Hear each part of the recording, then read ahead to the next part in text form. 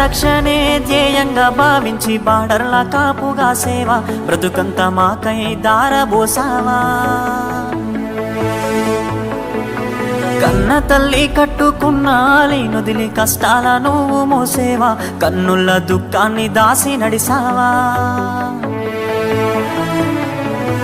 దేశ రక్షణే ధ్యేయంగా భావించి బార్డర్ల కాపుగా సేవ బ్రతుకంత మాకై దారబోసావా.